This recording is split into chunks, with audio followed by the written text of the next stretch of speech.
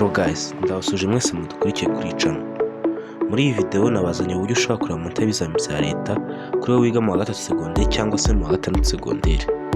Icyo usabwa gufata telefone ukaza muri browser yawe iyo ari yo yose ukoresha. Ngiye nkoresha Google, ubwo nawe urakoresha iyo usanzwe ukoresha. So uraza hano muri browser yawe wandikemo nesa.gov.rw, hanyuma nurangiza urahita usacinga. So murabona hano hambere hari nesa. Ibingibi ni ibya mbere mwakoreshaga, ariko rimwe na rimwe wasangaga wagize ahantu utazi ugasanga kubaza ibintu bya username na password. Ariyo ngiye kubereka ngaha. Gatuzana kuri exam results.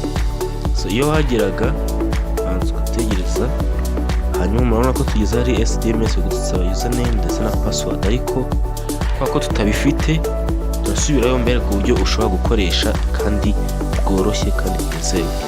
Uraza nanone muri search yawe, muri Google search yawe wandikemo stms.gov.rw results, iryo jambo.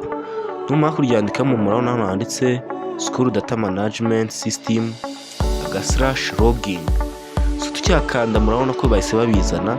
Hano hari primary and level, urakanda ugashyiramo kuwiga muri primaire cyangwa se uwiga mu wa gatatu segonderi, namushyiramo nimero.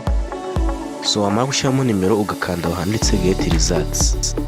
So ni kimwe no kuri advanced level cyangwa se TTC cyangwa se TVET, naho no gushyiramo nimero ariko wabanje gukandaho hari handitse advanced kuko biratandukanye, hanyuma ugakanda get results nk'ibisanzwe. So guys, ntabwo dusoreshe video yacu. Niba yagize iki kumarira, kora subscribe hanyuma ukomeze gukurikirana video nk'izi ngizi z'ubwenge.